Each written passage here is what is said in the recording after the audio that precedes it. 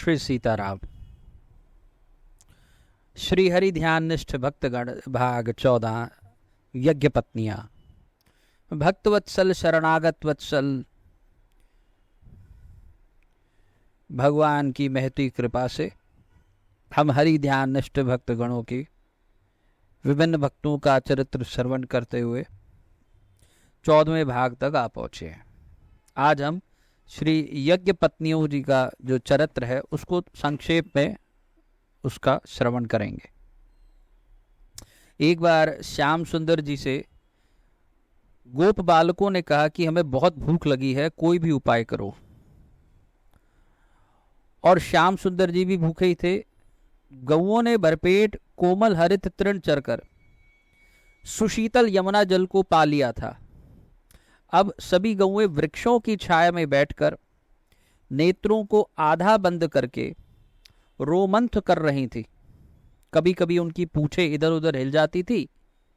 उनके चंचल बछड़े मयूरों बंदरों के पीछे दौड़ रहे थे और कुछ श्री कृष्णचंद्र के समीप बैठे थे। एक ही शिला पर एक ही वृक्ष के नीचे भगवान श्री कृष्ण और बलराम दोनों विराज रहे थे। सखाओं ने पृथक जाकर परस्पर कुछ कानाफूसी की और अंत में एक साथ ही सब दोनों भाइयों के समीप आ गए। सबकी ओर से मधुमंगल ने प्रार्थना की कि आज दोपहर का कलेऊ आया ही नहीं था। गाय चराते खेलते सब लोग बहुत दूर मथुरा की दिशा में चले आए थे। कलेऊ लेकर आने वाली गोपियां संभवतः बहुत ढूंढकर भी इन लोगों तक नहीं पहुंच सकी थी।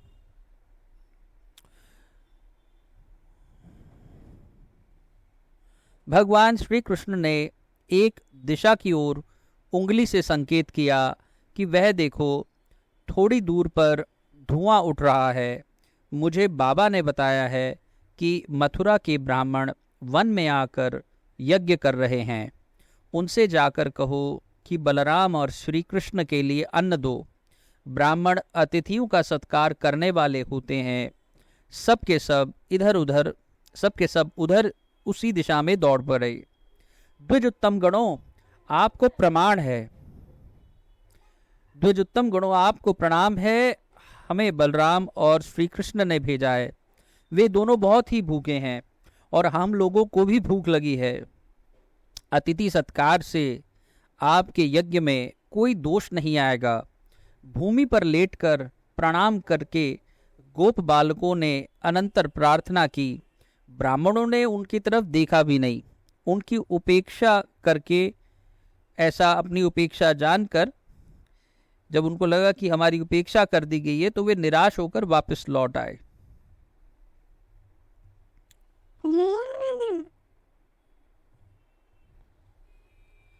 भगवान श्री कृष्ण ने कहा कि पुरुष तो निर्दयी होते हैं, किंतु स्त्रियां दयालु होती हैं। अब की बार यज्ञ मंडप में ना जाकर स्त्रियों के लिए जो आवास बना है वहां जाकर विप्र पत्नियों से कहो, वे अवश्य ही तुम्हें तुष्ट करेंगी। भगवान श्री कृष्ण ने जब ऐसा कहा तो मधुमंगल ने रुष्ट होकर वहां जाना अस्वीकार कर दिया, क्योंकि मधुमंगल ने कहा कि कन्हैया, अब तो हम नहीं जाएंगे। तू स्त्रियों में हमें भेजकर मथुरा के मोटे ताजे चौबों से पिटवाना चाहता है। स्त्रियों से तो तेरी ही पटती है, तो तू ही जा। भैया, यहाँ और कुछ है भी नहीं। इस वन में फल भी तो ताजे नहीं हैं। मुझे तो इतनी भूख लगी है कि मैं तो चलने में भी असमर्थ हूँ। ऐसा भगवान ने कहा। मेरे कहने पर एक बार तो जाओ। जब मयूर कुटी का अनुरोध करने पर मधुमंगल ने जाने की बात सुनी तो उसमें टालने का साहस नहीं हुआ। अरे साध्वियों, हम आप सबको प्रणिपात करते हैं। नंद नंदन भगवान श्री कृष्ण अपने अग्रज के साथ गाय चराते हुए समीप तक आ गए हैं। उन्होंने ही हमें आपके पास भेजा है। वे बहुत भूखे हैं और हमारी सबकी भी यही दशा है। कृपा करके आप कुछ भोज्य पदार्थ प्रदान करे। इस बार सुबल ने प्रार्थना की, हमारे सौभाग्य। संपूर्ण नारी आवास में हलचल मच गई। हाथ के कामों को एक ओर फेंक कर स्वर्ण थाल में बड़ी शीघ्रता से पकवानों को सजाने में सब आतुर और व्यस्त हो गई। कौन कौन सोचे कि इतना पदार्थ से क्या होगा। अनेक प्रकार के चर्व्य, चोष्य, लेह्य और पेय से अधिक मात्रा में वे अपने पात्रों में भर कर ले जाना चाहती थी। बड़ी शीघ्रता से थाल सजाकर उन्होंने कहा, चलो हमें उन नंद कुमार तक पहुंचा दो। बहुत दिनों से उस मनमोहन के अपूर्व सौंदर्य एवं गुणों का वर्णन हम सुनती आ रही थी। बड़ी उत्कंठा थी उस भुवन मोहन को एक बार देखने की। गोप कुमारों को आगे करके वे निकल पड़ी। ब्राह्मणों ने देखा कि उनकी स्त्रियां स्वर्ण थाल सजाए गोप बालकों के साथ जा रही हैं, तो वे श्रुवा छोड़कर पुकारते हुए दौड़े।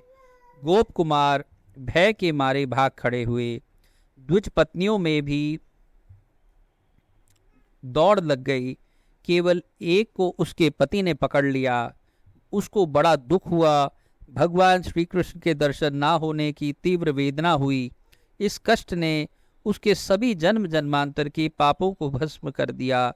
नेत्र बंद करते ही हृदय में ललित त्रिभंगी वंशीधर प्रकट हो गए।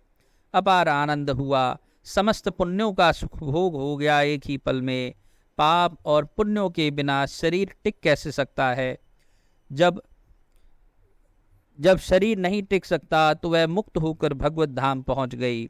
श्रीमद् भागवत के दशम स्कंद के 23वें अध्याय के 22वें श्लोक में आता है, श्यामम हिरण्य परिधिम वनमाल्य बरहधातु प्रवालन तवेश मनोव्रतान से विन्यस्त हस्त मितरेण धुनानमब्जम कर्णोत्पलाल ककपोल मुखाब्ज हासम। इंदिवर दलश्याम शरीर,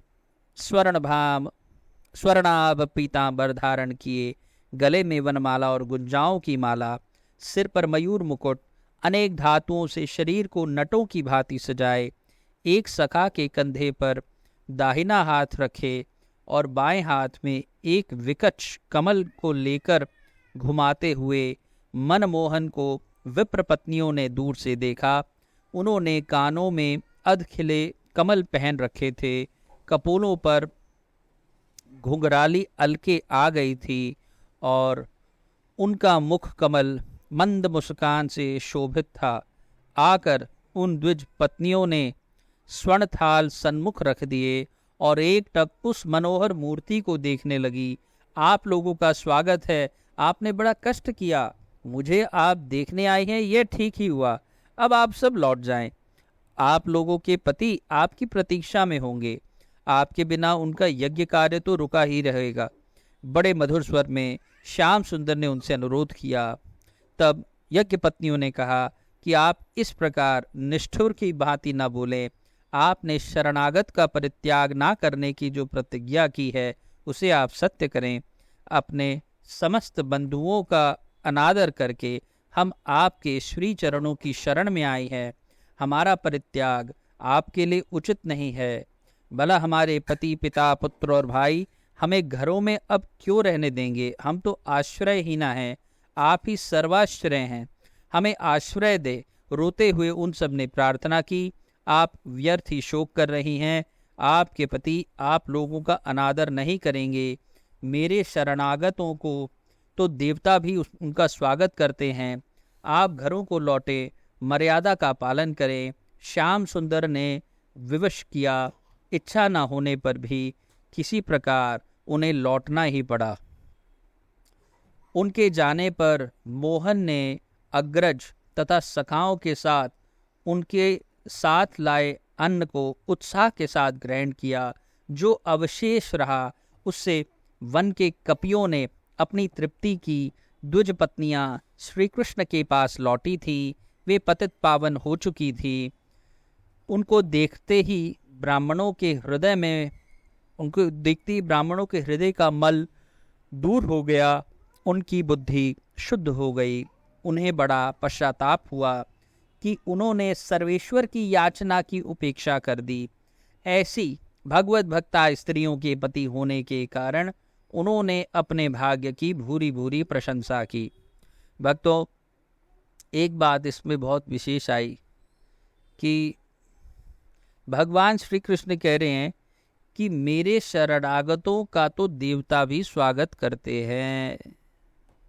यानी कि आप ग्रहों के देवताओं को संतुष्ट करने में लगे हो या किसी अन्य देवी देवता की उपासना कर रहे हो, तो वे भी भगवान के भक्तों का आदर करते हैं। भक्तों, ये बहुत ही विलक्षण बात है इसमें। और यज्ञ पत्नियाँ, इनकी भी वैसी ही दशा है जैसी कि व्रज गोपियों की हुई, जब उनको रास के लिए भगवान ने शरद पूर्णिमा की रात्रि को आमंत्रित किया था। अगले भाग में हम महाभाग्यवती उन्हीं व्रज गोपियों का चरित्र श्रवण करेंगे। तब तक के लिए वाणी को विश्राम दूंगा। जय जय श्री सीताराम, जय जय श्री सीताराम।